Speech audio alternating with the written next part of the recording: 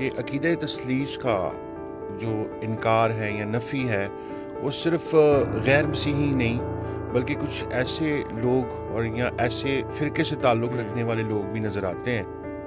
اس میں لکھا ہوا ہے کہ مخالف مسیح کون ہے، جھوٹا کون ہے اور مخالف مسیح کون ہے سوائے اس کے جو باپ کا اور بیٹے کا اور خدا یسوع کے مسیح ہونے کا انکار کرتا ہے۔ بالکل۔ تو اصل میں جو باپ بیٹے کا انکار کرتا ہے وہ مخالف مسیح ہے۔ اس کا کیا مطلب ہے کہ جتنے بھی لوگ، چاہے وہ جیزس اونلی والے ہیں، چاہے وہ یونیٹیرینز ہیں یعنی کہ یہوہ وٹنسز، یا وہ مسیانکس ہیں، یونیٹیرین مسیانکس، جو خدا باپ بیٹے کا انکار کرتا ہے وہ مخالف مسیح کی صف میں کھڑا ہوا۔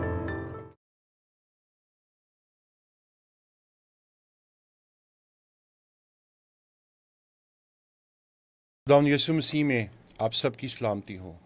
مسیح میں میرے عزیزو، جب ہم خدا کے کلام پر غور کرتے ہیں تو بزرگ پولس رسول تیموتھیوس کے نام پہلے خط کے 4 باب کی 16ویں آیت میں لکھتے ہیں کہ تو اپنی اور اپنی تعلیم کی خبر گیری کر اور ان باتوں پر قائم رہ، کیونکہ ایسا کرنے سے تو اپنے اور اپنے سننے والوں کے لیے نجات کا باعث ہوگا۔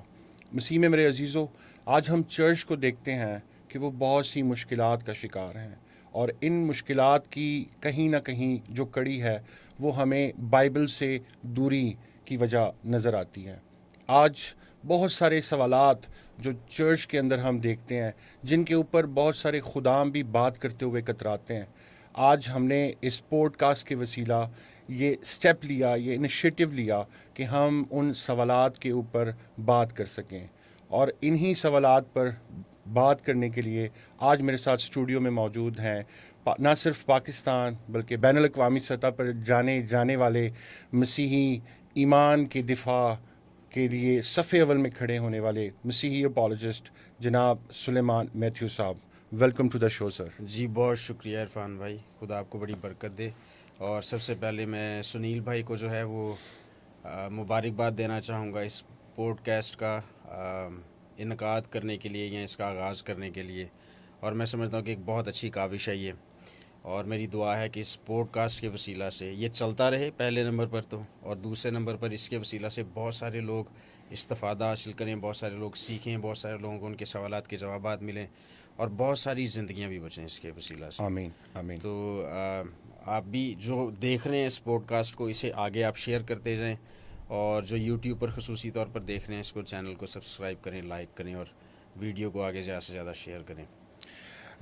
جناب سلیمان صاحب، بہت سارے ہم دیکھتے ہیں کہ آپ ایمان کے دفاع میں جب کھڑے ہوتے ہیں، نہ صرف کرسچن کمیونٹی کو آپ ٹیچ کرتے ہیں بلکہ غیر اقوام میں بھی آپ جاتے ہیں۔ ہم دیکھتے ہیں ریفرمیشن کے آغاز میں مارٹن لوتھر نے کہا تھا کہ خداوند مجھے اپنے کلام کی سمجھ بوجھ دینا۔ آج ہم کلیسیا کو جب دیکھتے ہیں کہ بہت سارے سوالات جو وہ چرچ میں بھی لے کے جاتے ہیں لیکن ان کو جواب نہیں ملتا، تو میں چاہتا ہوں کہ آج ہم ایک ایسے عنوان پہ بات کریں جس پہ بہت سارے لوگ جو ہیں وہ بات کرنا شاید اس کی جسارت نہیں کرتے، عقیدہ تثلیث۔ تو میں چاہتا ہوں کہ آپ بتائیں کہ عقیدہ تثلیث ہے کیا؟ جی دیکھیں، عقیدہ تثلیث فی التوحید جو ہے یہ ایک ایسا موضوع ہے جس کو ٹیبو کنسیڈر کیا جاتا ہے۔ آپ کسی بھی قوم کے، حالانکہ آپ ہندو لوگوں کو دیکھ لیں، کروڑوں میں دیوتا ہیں ان کے، لیکن جب ان سے آپ بات کریں گے تو وہ بڑا سینہ تان کے ٹھوک بجا کے آپ کو بتائیں گے ہم اس دیوتا کو مانتے ہیں، ہمارا اس چیز کے لیے یہ دیوتا ہے۔ اسی طرح سے آپ جو ہمارے دوست ہیں سب سے قریب، ان کو دیکھ لیں تو وہ کہیں گے جی ہم اکیلے خدا کو مانتے ہیں، تنہا خدا کو، وہ یکتا ہے۔ مطلب کہ ہر کوئی اپنے تصور خدا کو بیان کرتے وقت جو ہے وہ سینہ تان کے بات کرتا ہے، فخر محسوس کرتا ہے کہ ہم اس خدا کو مانتے ہیں، وہ جس بھی خدا کو مانتے ہوں۔ ہمارا دعویٰ یہ ہے کہ ہم سچے خدا کو مانتے ہیں، لیکن جب ہمیں کوئی پوچھ لے کہ اچھا جس سچے خدا کو مانتے ہیں اس کے بارے میں تھوڑا بتائیں تو صحیح، یہ تثلیث کا عقیدہ کیا ہے، تو فوراً ہمارے رنگ اڑ جاتے ہیں، اور ہم ادھر ادھر جو ہے وہ رستے ڈھونڈنا شروع کر دیتے ہیں بھاگنے کے لیے کہ کسی طرح سے ہمیں کوئی رستہ مل جائے جہاں سے ہم نکل جائیں۔ تو یہ بڑا المیہ ہے، اور میں سمجھتا ہوں کہ اس کے اوپر کام کرنے کی ضرورت ہے کلیسیا کو، لیکن اینی ویز ہم جتنا حصہ اس میں ڈال سکتے ہیں، جتنا کنٹریبیوٹ کر سکتے ہیں اتنا کر رہے ہیں، اور میری دعا ہے کہ خدا ہماری اس کاوش کو جو ہے وہ بلیس کرے۔ جو آپ کا کویسچن ہے کہ تثلیث کیا ہے، اصل میں ہم یہ نہیں مانتے کہ خدا تثلیث ہے۔ اچھا، یہ کنٹروورشل سٹیٹمنٹ دی ہے میں نے. پتہ ہے کیوں کنٹروورشل ہے؟ جی اس جی. لیے کیونکہ ابھی میری بات مکمل نہیں. ہم یہ مانتے ہیں کہ خدا تثلیث فی التوحید ہے.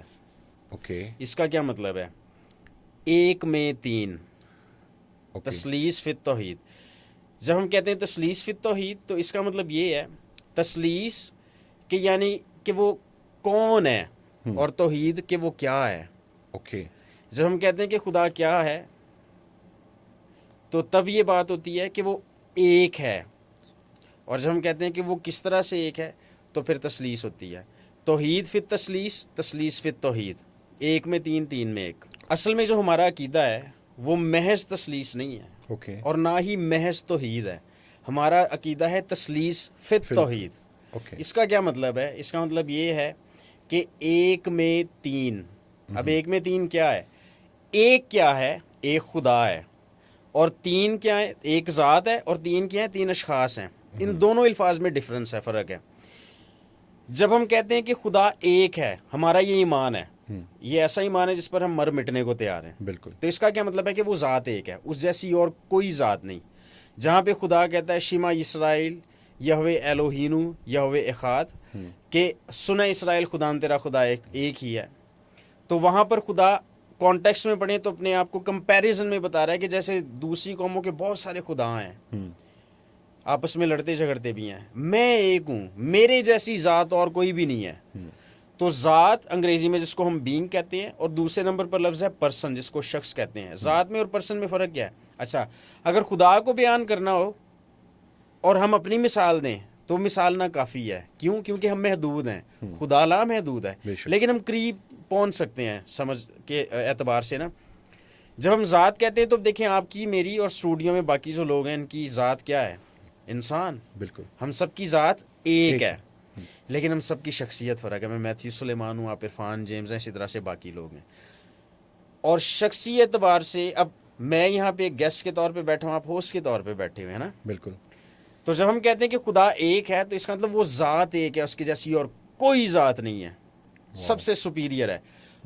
اور جب ہم کہتے ہیں کہ اس ایک میں تین ہے تو وہ تین کیا ہیں؟ اشخاص، پرسنز، باپ بیٹا اور روح القدس. اوکے. تو ایک ذات میں تین اشخاص جو ہے تثلیث فی التوحید ہے.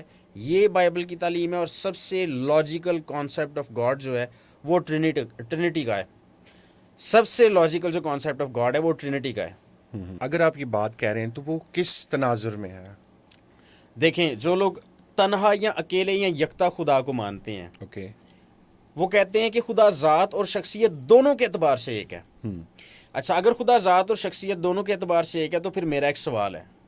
سوال یہ ہے کہ کیا خدا محبت کرتا ہے؟ جی کرتا ہے. اوکے، تو خدا میں یہ جو صلاحیت ہے یا جو اس کی صفت ہے محبت کرنے کی، یہ کب سے ہے اس میں؟ یہ تب سے ہے جب سے وہ خود ہے. اچھا، وہ خود کب سے ہے؟ وہ ازل سے ہے. اس کا مطلب اس کی یہ صفت بھی ازلی ہے نا. تو سوال یہ ہے کہ جب اس نے عالم نہیں تھے بنائے، جب اس نے انسان نہیں بنایا، فرشتگان نہیں بنائے، کچھ نہیں تھا بنایا، تو پھر وہ محبت کس سے کرتا تھا؟ کس سے محبت کرتا تھا؟ یہ فلسافیکل پرابلم ہے، فلسفیانہ مسئلہ ہے یہ. کس سے محبت کرتا تھا؟ اگر کوئی کہے کہ جی اس لیے تو اس نے لشکروں کو بنایا، آسمانی لشکر کو، زمینی لشکر کو، تاکہ محبت، اس کا مطلب آپ یہ کہہ رہے ہیں کہ آپ کا خدا ڈیپینڈنٹ ہے. تو جو ذات کسی اور پر انحصار کرے اپنی صفات اور صلاحیتوں کو برقرار رکھنے کے لیے، میں تو اسے خدا ہی نہیں مان سکتا. صحیح. تو اس کا سلیوشن، پھر اس فلسافیکل پرابلم کا سلیوشن کہاں پہ میں ملتا ہے؟ تثلیث فی التوحید کے عقیدہ میں. وہ کیسے؟ یسوع مسیح کہتے ہیں کہ آئے باپ، میں ان سے ایسی ہی محبت رکھتا ہوں جیسی تو نے مجھ سے کائنات کی پیدائش سے پہلے رکھی.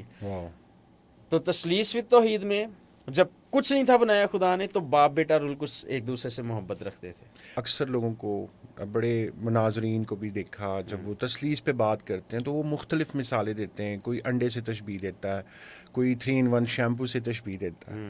تو پھر یہاں پر ہمارے لیے کون سی ایسی مثال ہے جو یہاں پہ بالکل اس کے ساتھ ایگزسٹ کرتی ہے؟ دیکھیے، بائبل کا خدا کہتا ہے کہ دو باتیں بائبل میں. پہلی بات یہ ہے کہ خدا، جو میں اس کا مفہوم بتا رہا ہوں آپ کو، کہ خدا کہتا ہے کہ میری مثال نہیں ہے، مجھے کسی چیز سے تشبیہ نہیں دے سکتے. یسایہ نبی کے صحیفے میں کس سے تشبیہ دو گے مجھے؟ کیوں؟ اس لیے کیونکہ ہر چیز جو دنیا میں بنائی گئی ہے انکلوڈنگ انسان، وہ محدود ہے. اوکے. خدا جو ہے وہ لامحدود ہے. ہی از اومنیشینٹ, ہی از اومنیپوٹنٹ, ہی از اومنی پریزنٹ. تو اس لیے جو چیز لامحدود ہے اس کو آپ محدود مثالوں سے کبھی بھی ایکسپلین نہیں کر سکتے. لیکن یہی خدا جو ہے نئے عہد نامہ میں رومیو کے خط میں غالباً یہ خدا فرماتا ہے کہ میری ذات یا میرا جو جلال ہے اس کا ظہور یا اس کا ظاہر ہونا جو ہے اس کائنات کے ذریعے ہی ہے. اوکے. تو اگر ایگزامپلس کی آپ بات کریں تو لوگ کئی ایگزامپلس دیتے ہیں, جیسے کہ انڈے کی ہے, اور 3-in-1 شیمپو والی تو انتہائی فضول قسم کی ایگزامپل ہے, اس کا کوئی حساب نہیں. اچھا, اور پھر اسی طرح سے پانی کی ہے, ٹھوس مایا گیس کی ہے, بالکل ہے نا. پھر کچھ لوگ, میں نے ایک اپولوجسٹ کو سنا یہ مثال دیتے ہوئے کہ دیکھیں جی, ان سے کسی نے سوال پوچھا تو انہوں نے کہا جب آپ گھر جاتے ہیں تو آپ باپ بھی ہوتے ہیں, آپ شوہر بھی ہوتے ہیں, آپ بیٹے بھی ہوتے ہیں, تو اسی طرح سے خدا بھی ہے. نہیں, اوکے. انڈے والی مثال بھی غلط ہے. اس لیے, اور یہ زیادہ تر جو ایگزامپلز ہیں یہ ماڈلزم کی ایگزامپلز ہیں. اس میں کیا بتایا جاتا ہے کہ خدا موڈز بدلتا رہتا ہے. جیسے کہ پانی ہے, مایا کی حالت ہے, وہاں لیکوڈ ہے, اس کو جمائیں گے ٹھوس ہو جائے گا, پھر اس کو گرم کریں گے تو بھاپ, گیس, ہے نا. تو اس میں پانی جو ہے وہ موڈز بدل رہا ہے اپنے. تو جب آپ کہتے ہیں کہ خدا بھی ایسا ہی ہے تو آپ اس کا مطلب پتہ ہے کیا کہہ رہے ہیں کہ خدا موڈز بدلتا ہے, خدا بہروپیہ ہے. اچھا. تو یہ بڑی خطرناک بات ہے. تو اس لیے میں ان ایگزامپلس کو پرفیکٹ نہیں مانتا. اگر قریب ترین کوئی چیز جاتی ہے نا ایگزامپلس کے اعتبار سے تو وہ ہے وقت. وقت ایک ہی ہوتا ہے, لیکن اسی ایک وقت میں پاسٹ, پریزنٹ اور فیوچر ہے. جو پاسٹ ہے وہ پریزنٹ نہیں ہے, جو پریزنٹ ہے وہ فیوچر نہیں ہے. واو. تو ٹائم جو ہے وہ قریب ترین ہے اس کے, لیکن پرفیکٹلی کوئی چیز خدا کی ذات کو ایکسپلین نہیں کر سکتی. امیزنگ. اگر کوئی شخص یہ کہے کہ میں نے خدا کی ذات کو سمجھ لیا اور جان لیا ہے تو اس کا مطلب یہ ہے کہ وہ اپنے آپ کو عہدے پر فائز کر رہا ہے, خدائی عہدے پر. وہ یہ کہہ رہا ہے کہ میں بھی خدا کی طرح اومنیشینٹ ہو گیا ہوں, عالم الغیوب ہو گیا ہوں. جس طرح خدا سب بھیدوں کو جانتا ہے مجھے بھی پتہ چل گیا.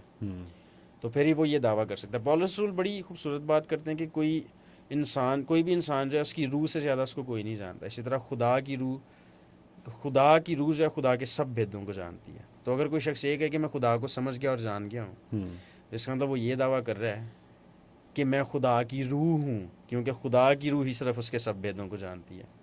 تو عقلی دلائل پر چاہے آپ بات کر لیں یا ببلیکل آرگیومنٹ سے بات کر لیں, دونوں صورتوں میں بات غلط ہے. اب ہم چلتے ہیں دوسرے سوال کی طرف. چونکہ ہمیں خدا کا کلام یہ سکھاتا ہے کہ تمہارا کلام ہمیشہ ایسا پرفضل اور نمکین ہو کہ تمہیں مناسب جواب دینا آ جائے. تثلیث ایک ایسا عنوان ہے جس پہ نہ صرف ایماندار بلکہ اہل اسلام خاص طور پر اس پہ سوال کرتے, اور ہم نے بہت ساری جگہوں پہ دیکھا آپ کو ڈیفینڈ کرتے ہوئے. یہ بتائیں کہ اکثر مسیحی بھی ذہن میں یہ سوال رکھتے ہیں کہ کیا لفظ تثلیث جو ہے اس کا براہ راست ہمیں بائبل میں کہیں ذکر ملتا ہے؟ دیکھیے, ایک دو آرگیومنٹس ایسے ہیں جن میں ہم تثلیث لفظ نکال کے دکھا سکتے ہیں بائبل میں سے, لیکن میں یوز نہیں کرتا ان کو. اس کی وجہ کیا ہے؟ ہمارا یہ دعویٰ ہی نہیں ہے. پہلے نمبر پر جو اعتراض کرنے والا ہے وہ ایک لاجیکل فیلسی کمٹ کر رہا ہے. اب لاجیکل فیلسی کیا ہوتی ہے؟ جب آپ لاجک کو پڑھتے ہیں سبجیکٹ کے طور پہ, منطق کو, تو اس میں آپ یہ بھی پڑھتے ہیں کہ کون سی چیزیں لاجیکلی فالس ہیں, منطقی طور پہ غلط ہیں. ان میں سے ایک جو فیلسی ہے اس کا نام ہے اسٹرا مین آرگیومنٹ. اسٹرا مین آرگیومنٹ کا مطلب کیا ہے کہ سامنے والے سے آپ اس چیز کا مطالبہ کرنے ہیں جس کا اس نے دعویٰ ہی نہیں کیا.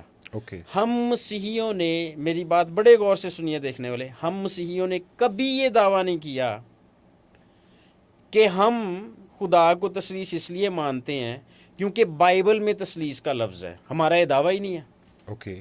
ہمارا دعویٰ ہی نہیں ہے کہ لفظ ہونے کی وجہ سے ہم مانتے ہیں. نہ, ہم مانتے ہیں تعلیم کی وجہ سے, اس کی جو ڈاکٹرین ہے, ہاں جی, اس کی وجہ سے مانتے ہیں. ہمارا یہ دعویٰ ہی نہیں ہے. تو جو مطالبہ کیا جا رہا ہے وہ مطالبہ ہی غلط ہے. مطالبہ اس چیز کا کریں جو ہم مانتے ہیں. اگر کوئی کہے جی تثلیث لفظ دکھائیں, چونکہ لفظ تثلیث ہے نہیں ہے آپ کی کتاب میں, اس لیے یہ عقیدہ ہی غلط ہے, یہ کوئی آرگیومنٹ نہیں ہے. اس لیے اگر تو ہمارا دعویٰ یہ ہوتا ہے کہ جی تثلیث لفظ بائبل میں ہے اس لیے ہم خدا کو تثلیث مانتے ہیں, تو پھر آپ کا یہ اعتراض یا مطالبہ ٹھیک تھا، لیکن چونکہ ہمارا دعویٰ ہی نہیں ہے یہ، تو اس کا مطلب آپ کا مطالبہ جو ہے وہ غیر مناسب ہے، منطقی طور پہ غلط ہے، لاجیکلی فالس ہے، ایک بات۔ دوسری بات یہ ہے کہ اگر تو یہ بات ہے تو پھر خصوصی طور پہ جیسے جو اہل اسلام ہمارے دوست ہیں ان کو فرزندان توحید کہا جاتا ہے، بالکل ٹھیک ہے، لیکن توحید لفظ پورے قرآن شریف میں کہیں نہیں ہے، پھر جائیں گے پھر ایمان سے اسی بات کی وجہ سے۔ بالکل ٹھیک کہہ رہے ہیں آپ۔ اور اگر آپ کسی بہت پڑھے لکھے مسلمان دوست سے یا عالم سے بات کریں تو وہ آپ سے فوراً کہیں گے جی ہمارے ہاں تعلیم موجود ہے، تو تعلیم کی وجہ سے ہم یہ لفظ استعمال کرتے ہیں، تو ہمارے ہاں بھی تعلیم موجود ہے، اس تعلیم کو ایک لفظ میں جب ہم نے ایکسپلین کرنا ہوتا ہے تو تب ہم تثلیث کا لفظ استعمال کرتے ہیں۔ اگر ہم دیکھتے ہیں کیونکہ ہمیشہ تھیولوجی کی کوئی نہ کوئی بیس ہوتی ہے، کسی بھی ایمان کی ایک ڈاکٹرین ہوتی ہے، تو اگر ایک لفظ جس طرح آپ نے بتایا کہ ہم تو یہ دعویٰ ہی نہیں کرتے کہ یہ لفظ بائبل میں موجود ہے، تو پھر ہم یہ مطلب سوال یہ کیا جاتا ہے کہ اگر تثلیث کا لفظ بائبل میں موجود نہیں ہے تو پھر یہ عقیدہ آتا کہاں سے ہے؟ یہ بائبل سے آتا ہے، پہلی کتاب سے آ جاتا ہے ہاں یہ بالکل پہلی کتاب سے آ جاتا ہے۔ اتنی ساری باتیں ہیں کہ آپ یقین مانیے اگر ہم ہر روز 3 شوز بھی کریں، پوڈ کاسٹ کریں اس کے اوپر، تو پورا 1 مہینہ ہم تثلیث کے اوپر صرف بات کر سکتے ہیں، اتنی زیادہ ایویڈنس ہے۔ لیکن آج میں آپ کو صرف 1-2 باتیں بتاؤں گا وقت کو ملحوظ خاطر رکھتے ہوئے، اور اس سے پہلے لیکن یہ سمجھنا ضروری ہے کہ تثلیث کیا نہیں ہے، کیونکہ بہت سارے لوگ جو ہیں وہ تثلیث کو مس انٹرپریٹ بھی کرتے ہیں۔ اب بعض اوقات کیا ہوتا ہے کہ ہمارے بڑے اچھے پڑھے لکھے جو کرسچنز ہوتے ہیں، ٹرینیٹیرین کرسچنز، وہ واقعی ٹرینیٹیرینز ہوتے ہیں، لیکن جب آپ ان سے پوچھیں کہ ٹرینیٹی کیا ہے تو وہ ساری تثلیث کے الٹ جو ہے وہ مثالیں دینا شروع کر دیتے ہیں۔ تو اس لیے یہ سمجھنا بہت ضروری ہے کہ تثلیث کیا نہیں ہے۔ جب آپ یہ سمجھ جائیں گے تثلیث کیا نہیں، تو پھر ہمارے لیے یہ سمجھنا زیادہ آسان ہوگا کہ تثلیث کیا ہے۔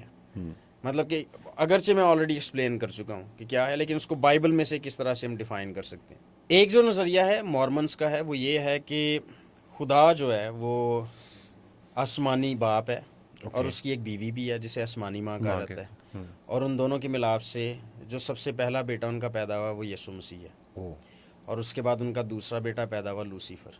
اچھا، اور یسوع مسیح اور ابلیس دونوں چھوٹے بڑے بھائی ہیں، اور خدا بھی کسی دور میں انسان ہوا کرتا تھا لیکن اس نے نیکیاں اتنی کی کہ وہ خدا بن گیا۔ اور آج آپ بھی نیکیاں کریں اور سفید رنگ کے انڈر گارمنٹس پہنیں اور چائے نہ پئیں تو ایک دن آپ بھی خدا بن سکتے ہیں۔ کیا واقعی ایسا ہے؟ یہ فنڈامنٹل ان کی ڈاکٹرنز ہیں۔ اوکے۔ اور اسی طرح سے جو جیزس اونلی والے ہیں وہ کہتے ہیں کہ خدا موڈز بدلتا ہے، کبھی وہ باپ بن جاتا ہے، کبھی بیٹا، اور کبھی روح القدس۔ تو پھر ہم ان سے پوچھتے ہیں کہ اس کا مطلب وہ جب بپتسمے کے وقت یسوع مسیح کے متی کی انجیل 3 باب میں آسمان سے آواز ہے کہ میرا پیارا بیٹا ہے، وہ اپنے منہ پر رومال باندھ کر کہہ رہے تھے کہ میرا پیارا بیٹا ہے جس سے میں خوش ہوں۔ اور پھر اسی طرح سے یونیٹیرینز ہیں وہ موڈز کو بھی نہیں مانتے، وہ تو یہ کہتے ہیں کہ صرف باپ جو ہے وہ خدا ہے، بیٹا خدا نہیں ہے، بیٹا تخلیق شدہ ہے۔ کیا ہم ان کو جہوہ وٹنس کہہ سکتے ہیں؟ ہاں بالکل بالکل، اور یہ جو مسیانکس ہیں یہ بھی اسی کیٹیگری میں آتے ہیں۔ اوکے۔ تو یہ سارے جو عقائد ہیں یہ تثلیث نہیں ہے، اس لیے کوئی بھی ان فرقوں سے تعلق رکھنے والا کوئی بھی شخص آپ کے گھر بائبل اٹھا کر لے کر آئے تو آپ پلیز یہ نہ سمجھیے گا کہ وہ ٹرینیٹیرین کرسچن ہے، نہیں، وہ ہیریٹک ہے۔ وہ کیوں ہے؟ اس کے لیے بائبل سے ہمیں ایویڈنس ملتی ہے۔ جہاں تک بات ہے کہ کیا تثلیث کی تعلیم ہمیں بائبل میں سے ملتی ہے، تو بالکل ملتی ہے۔ سب سے پہلی ایویڈنس میں دینا چاہوں گا یوحنا کی انجیل 1 باب، اس کی پہلی 3 آیات پڑھیں تو بڑی خوبصورت ایک بات لکھی ہے، انارکین ہولوگوس، ابتدا میں کلام تھا۔ میں چاہتا ہوں کہ آپ اسے پورا کریں آیت کو۔ ابتدا میں کلام تھا، ہاں، کلام خدا کے ساتھ، ہاں، اور کلام کیا تھا؟ خدا تھا۔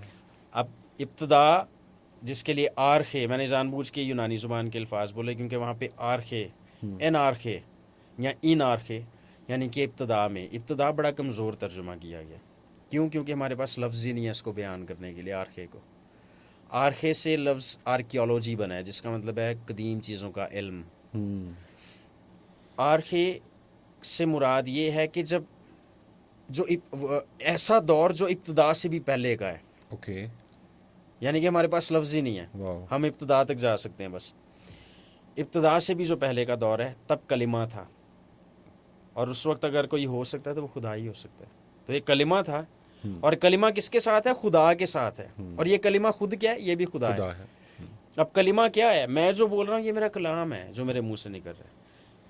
تیسری آیت میں لکھا کہ اسی کلام کے وسیلہ سے سب چیزیں وجود میں آئی، سب کچھ پیدا ہوا.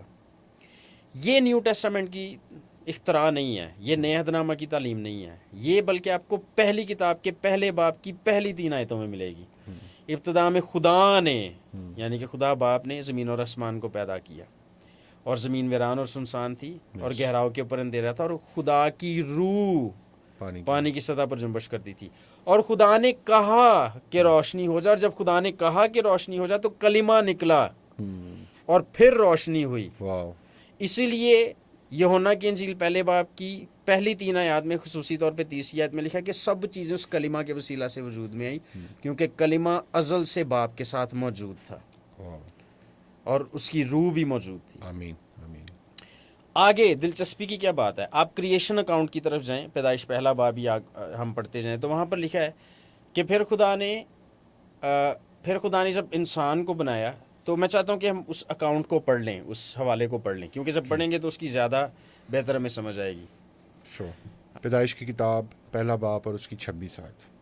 پھر خدا نے کہا ہم انسان کو اپنی صورت پر اپنی شبیہ کی مانند بنائیں، اور وہ سمندر کی مچھلیوں اور آسمان کے پرندوں اور چوپایوں اور تمام زمین اور سب جانداروں پر جو زمین پر رینگتے ہیں اختیار رکھیں. اب یہ بڑی دلچسپی کی بات یہ ہے کہ لکھا ہے کہ پھر کس نے کہا؟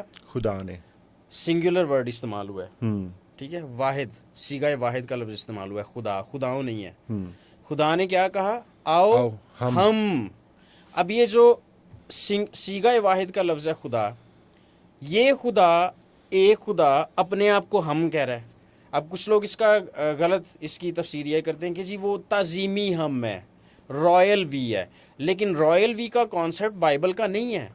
آپ کو بائبل میں کہیں بھی کوئی بادشاہ اپنے لیے ہم کا لفظ استعمال کرتا ہوا نظر نہیں آئے گا. یہ تو ملکہ وکٹوریا نے استعمال کیا تھا سب سے پہلے، اور جب کیا تھا تو اس میں بھی جب وہ کہتی تھی ہم، تو اس کا مطلب یہ جو بات میں کر رہی ہوں یہ میری پوری کیبنٹ، پوری کابینہ کا موقف ہے. تو ہم سے مراد یہ تھی، اور پہلی دفعہ انہوں نے استعمال کیا. تو یہ جو لوگ کہتے ہیں کہ جی رائل وی ہے، تعظیمی ہم ہے، یہ غلط آرگیومنٹ ہے. اگر یہ آرگیومنٹ ٹھیک ہوتا تو اس کی ایویڈنس بائبل کے اندر سے ہی مل جاتی، لیکن بائبل کے اندر نہیں ہے. دکھا دے کوئی بھی مجھے کسی بادشاہ نے ہم کا لفظ اپنے لیے استعمال کیا ہو، کسی نے نہیں کیا کبھی بھی. ایک بات. دوسری بات، یہ جو ایک خدا ہے، صیغہ واحد کا لفظ استعمال ہو رہا ہے جس کے لیے، یہ خدا ہم اپنے آپ کو کہہ رہا ہے، اور یہ واحد خدا اپنے کہہ رہا ہے کہ آؤ ہم انسان کو. اب خدا کا لفظ صیغہ واحد کا ہے اور انسان کا لفظ بھی صیغہ واحد کا، لیکن جب وہ بنانے کی بات کرتا ہے تو کہتا ہے ہم جمع انسان کو اپنی صورت پر اپنی شبیہ کی مانند بنائے. اور پھر کیا آگے ہوتا ہے 27 آیت میں، پلیز پڑھیے گا. جی ضرور. اور خدا نے انسان کو اپنی شبیہ اپنی صورت پر پیدا کیا. ہاں، اب خدا کا لفظ بھی صیغہ واحد کا ہے اور انسان کا بھی صیغہ واحد کا ہے، اور خدا نے انسان کو پیدا کیا. پھر کیا ہوتا ہے؟ پھر ہم دیکھتے ہیں کہ خدا کی صورت پر اس کو پیدا کیا. اس کو پیدا کیا، خدا بھی واحد صیغہ واحد، اس کو بھی صیغہ واحد. لیکن آگے دلچسپ بات شروع ہونے لگی ہے. نر و ناری ان کو پیدا کیا. نر و ناری، انسان تو ایک پیدا ہو رہا ہے، واحد ہے، تو ان کا لفظ کیوں آیا اس کے لیے؟ نر و ناری ان کو پیدا کیا. اس لیے کیونکہ یہ جو انسان تھا جس کو پیدا کیا، یہ اس خدا کی شبیہ پر بنایا گیا تھا جو اگرچہ ایک ہے لیکن وہ ہم ہے. اس لیے جب اس ایک خدا نے جو کہ ہم ہے ایک انسان کو بنایا تو وہ ایک انسان بھی ان تھا. جس طرح سے خدا کی ذات کے اندر شخصی طور پہ کثرت ہے، اسی طرح جب اس نے انسان کو اپنی شبیہ پر بنایا تو اس میں بھی شخصی کثرت تھی، آدم اور حوا کی. اگر اس کو ہم تھوڑا سا اور سادہ مفہوم میں بیان کریں تو کیسے ہو سکتا ہے یہ السٹریشن؟ میں سمجھتا ہوں تھوڑا سا شاید سمجھنے کے لیے عام فہم لوگوں کے لیے مشکل ہو جائے. خدا واحد ہے، جی، خدا ایک ہے، مطلب کہ واحد ہم مانتے ہیں کہ خدا واحد ہے، لیکن ہم تنہا نہیں مانتے اس کو. خدا واحد ہے، اور یہ واحد خدا جب انسان کو بناتا ہے تو اپنی شبیہ پر بناتا ہے. لیکن یہ واحد خدا جب انسان کو بنانے لگتا ہے تو یہ اپنے آپ کو ہم کہتا ہے، میں نہیں کہتا. بالکل ٹھیک ہے. اور اس لیے جب انسان کو بناتا ہے تو ایک انسان کو بنایا، لیکن اس ایک انسان کو وہ نر و ناری کہہ رہا ہے اور ان کا لفظ استعمال کر رہا ہے ایک انسان کے لیے. کیوں؟ کیونکہ جیسے خدا ایک ہے ذات کے اعتبار سے اور اس ایک ذات میں شخصی کثرت ہے، اسی طرح سے جب ایک انسان کو بنایا تو اس ایک ذات میں بھی شخصی کثرت تھی نر اور ناری کی، اور بعد میں ناری کو نر سے نکالا گیا. آپ کو پتہ ہے یسوع مسیح نئے عہد نامہ میں کہتے ہیں کہ میں باپ میں سے نکلا اور دنیا میں آیا. کیوں کہا انہوں نے؟ اس بات کی طرف توجہ دلانے کے لیے کہ جیسے آدم اور ہوا ایک ہی ذات تھے، باپ اور میں ایک ذات ہیں. ہوا آدم میں سے نکلی، میں باپ میں سے نکل کے دنیا میں آیا ہوں. میں امید کرتا ہوں کہ آج اس پوڈ کاسٹ کو جب لوگ دیکھ رہے ہوں گے تو مجھے یہ کہتے ہوئے شاید کوئی آر نہیں کہ 14 طبق روشن ہو جائیں گے، اور خاص طور پر وہ لوگ جو عقیدہ تثلیث پر انگلیاں اٹھاتے ہیں، آج ان کے لیے یہ ویڈیو بہت مشکل ثابت ہونے والی ہے. اور میں یہ ایمان رکھتا ہوں کہ اس پوڈ کاسٹ کے اس انیشیٹو کے وسیلہ بہت سے وہ لوگ جو نہ صرف عقیدہ تثلیث کے حوالے سے بلکہ خدا کے کلام کے حوالے سے جب ہم دیکھتے ہیں کہ وہ نیگیٹو چل رہے ہیں تو خدا ان کی سوچوں کو بدلے. آمین آمین آمین. اس ساری گفتگو میں اب میں یہ جاننا چاہتا ہوں، اور میں اس بات پر بلکہ حیران بھی ہوں کہ عقیدہ تثلیث کا جو انکار ہے یا نفی ہے وہ صرف غیر مسیحی نہیں بلکہ کچھ ایسے لوگ اور یا ایسے فرقے سے تعلق رکھنے والے لوگ بھی نظر آتے ہیں جو عقیدہ تثلیث کی مخالفت کرتے ہیں. تو آپ ایسے لوگوں کو بائبل کے تناظر میں کس مقام پر دیکھتے ہیں؟ دیکھیے، میری کیا حیثیت ہے کہ میں کسی کی ججمنٹ کوئی پاس کروں. ہاں، اگرچہ بائبل رائچس ججمنٹ کو جو ہے وہ جسٹیفائی کرتی ہے. اگر ہماری ججمنٹ جو ہے وہ راست باز ہے تو اس ججمنٹ میں کوئی قباحت نہیں ہے. لیکن بائبل جو ہے وہ صاف لفظوں میں کہتی ہے کہ خصوصی طور پہ یہ ہونا کہ تینوں خطوط آپ پڑھ لیں. اور پہلا اس میں لکھا ہوا ہے کہ مخالف مسیح کون ہے، جھوٹا کون ہے اور مخالف مسیح کون ہے سوائے اس کے جو باپ کا اور بیٹے کا اور خدا یسوع کے مسیح ہونے کا انکار کرتا ہے. بالکل. تو اصل میں جو باپ بیٹے کا انکار کرتا ہے وہ مخالف مسیح ہے. اس کا کیا مطلب ہے کہ جتنے بھی لوگ، چاہے وہ جیزس اونلی والے ہیں، چاہے وہ یونیٹیرینز ہیں یعنی کہ یہوہ وٹنسز، یا وہ مسیانکس ہیں، یونیٹیرین مسیانکس، جو خدا باپ بیٹے کا انکار کرتا ہے وہ مخالف مسیح کی صف میں کھڑا ہوا ہے. وہ اس کی مخالف مسیح کی بدروح سے انفلوئنسڈ ہے. وہ تو جو مخالف مسیح کی بدروح سے انفلوئنسڈ ہے وہ خدا کی بادشاہی میں کیسے داخل ہو سکتا ہے؟ کبھی بھی نہیں داخل ہو سکتا. تو اس لیے جو تثلیث کا انکاری ہے، نہ تو وہ میرا بھائی ہے. مجھے پتہ ہے بڑی فنڈامنٹل قسم کی بات ہے. اچھا، بائی دا وے، یہ جو فنڈامنٹل لفظ ہے میں سمجھتا ہوں یہ ان اپروپریٹ ہے. کیونکہ یہ میں تو وہ بات کر رہا ہوں جو لکھی ہوئی ہے. لیکن لوگ اسے کیوں فنڈامنٹل کہیں گے اس بات کو؟ اس لیے کیونکہ ایسی بات سننے کی اور کرنے کے عادی نہیں ہیں ہم کن باتوں کے عادی ہیں؟ کسی کی ٹانگ ٹوٹ گئی ہے، اسے پیسوں کی ضرورت ہے، گاڈ بلیس یو. ہمیں لگتا ہے ہر سوال کا جواب ہے گاڈ بلیس یو. تو پھر کوئی بھی بائبل پکڑ کے ہاتھ میں آ جائے تو وہ ہمارا بھائی ہے. اچھا، یہ غلط کانسیپٹس ہیں. حالانکہ بائبل میں لکھا ہوا ہے، تیتس کا خط پہلا باب اس کی 9 سے 12 آیات میں وہاں پر لکھا ہے کہ ایسے لوگوں کی سخت ملامت کر، ان کا منہ بند کیا کر. پھر لکھا ہوا ہے کہ ان کو اپنے گھروں میں نہ آنے دو، ان کو سلام نہ کرو. یہاں تک لکھا ہوا ہے. تو اگر یہ باتیں اگر میں کروں تو یہ فنڈامنٹل ہیں یا فنڈامنٹلسٹ یہ باتیں ہیں، تو یہ میری نہیں ہیں. میں وہ باتیں کر رہا ہوں جو لکھی ہوئی ہیں.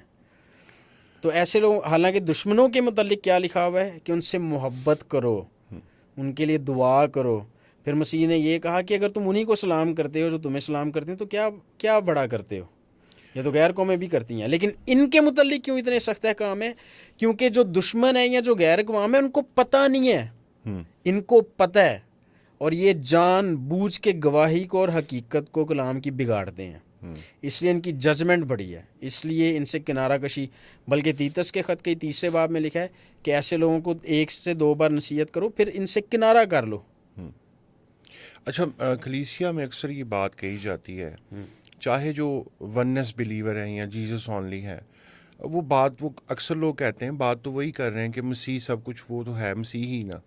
تو پھر ایسے لوگوں کو ہم اس کیسے ریبیوک کر سکتے ہیں اس سوال کو یا اس سوچ کو؟ سوال کی تھوڑی وضاحت کر دیں. سوال یہ ہوتا ہے کہ اگر ہم بات کرتے ہیں کہ سب کچھ ہے تو مسیح ہی.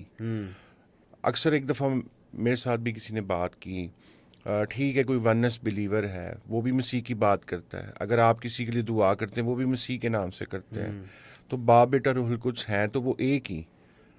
تو وہ ڈیوائڈ لوگوں کے اندر کانسیپٹ یہ پائی جاتی ہے کہ اگر کوئی جیزس اونلی سے ہے یا وہ کسی ایسی فیتھ اسٹیٹمنٹ رکھتا ہے یا اس کی یہ تھیولوجی ہے کہ اگر ہم باپ بیٹا روح القدس پر ایمان نہیں رکھتے بلکہ ہم یہ ایمان رکھتے ہیں کہ یسوع مسیح سب کچھ ہے، تو وہ بھی تو ببلیکل ہے. تو اس سوچ کو ہم کیسے ریبیوک کر سکتے ہیں؟ یہ وہ ببلیکل ہے ہی نہیں ہے نا. اس لیے کیونکہ یسوع مسیح باپ کو جلال دیتے ہیں جب وہ، اور روح القدس کو بھی جلال دیتے ہیں جب وہ یہ کہتے ہیں کہ ابن آدم کے خلاف کیا گیا گناہ بھی معاف ہو جائے گا لیکن روح القدس کے خلاف کیا گیا گناہ معاف نہیں ہوگا. اپنے سے زیادہ جلال دے رہے ہیں.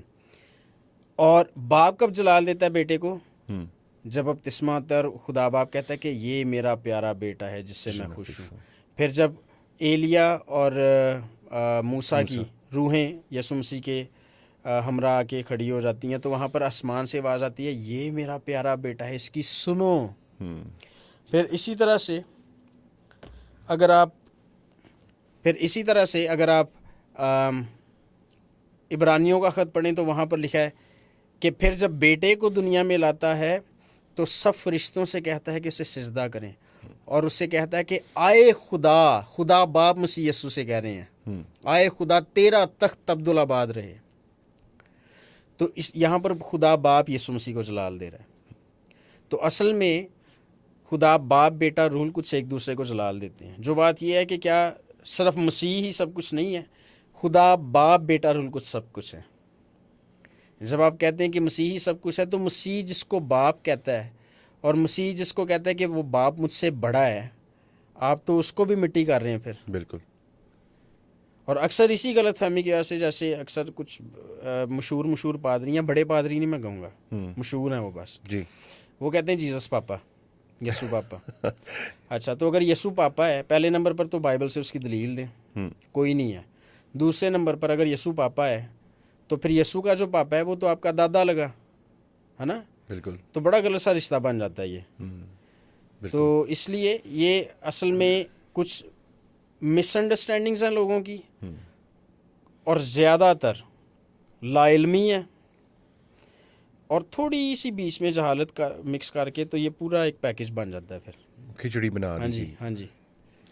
میں آپ کا شکر گزار ہوں آپ کی اس ساری گفتگو سے. نہ صرف میں بلکہ جتنے ناظرین آج دیکھ رہے ہوں گے اس سارے پوڈ کاسٹ کو، تو میں یہ سوچتا ہوں کہ بہت سارے لوگوں کی مس انڈرسٹینڈنگس، مس کنسیپشنس یا جو آئس جیزس ان کی زندگی میں تھا وہ شاید دور ہو سکے. یہ کوشش ہے. اور میں یہ بھی ایمان رکھتا ہوں کہ جب لوگ خدا کے کلام کو اور اس کی درست تفسیر کو آج سنیں گے تو بہت سارے لوگوں کی زندگی میں تبدیلی آئے گی. آمین. میں شکر گزار ہوں اور آپ کے لیے دعا گو ہوں. خداوند آپ کی خدمت کی حدود کو بڑھائے، آمین. آپ کو اور فہم و فراست میں بڑھائے اور آپ کو بڑی برکت دے. Thank you sir. آمین. تھینک یو سو مچ. جی ناظرین، یہ تھے پادری سلیمان میتھیو صاحب جنہوں نے اپنا قیمتی وقت اور قیمتی اراء سے آج ہم سب کو یہ شرف بخشا کہ ہم عقیدہ تثلیث کے اوپر بات کر سکیں.